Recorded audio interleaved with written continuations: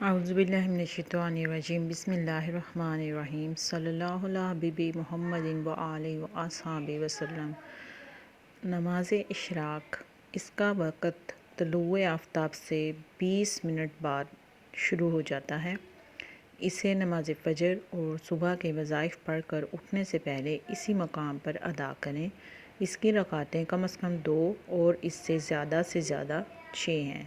اس نماز سے باطن کو نور ملتا ہے اور قلب کو سکون اور اطمینان کی دولت نصیب ہوتی ہے۔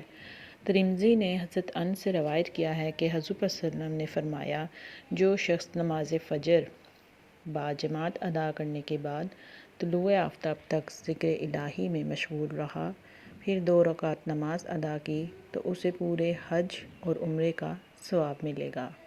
ترمذی اور ابو داؤد حضرت ابو ذر رضی اللہ عنہ اور ابو درداء رضی اللہ عنہ سے حدیث قدسی سے روایت ہے کہ حضور صلی اللہ علیہ وسلم نے فرمایا، اللہ تعالیٰ ارشاد فرماتا ہے، اے ابن آدم، تو میرے لیے شروع دن میں 4 رکعتیں پڑھ، میں اس دن کے اختتام تک تیری کفایت فرماؤں گا۔ سبحان اللہ۔ تو نماز اشراق کا طریقہ کار آپ کو بتایا گیا ہے اور اس میں اس کی فضیلت اور برکات بتائی گئی ہیں۔ اگر ویڈیو اچھی لگے تو لائک ضرور کریں، شیئر لازمی کریں تاکہ جو لوگ یہ پڑھنا چاہتے ہیں ان تک ہماری آواز جا سکے۔ ملتے ہیں اگلے ویڈیو میں۔ اللہ تعالیٰ نگہبان۔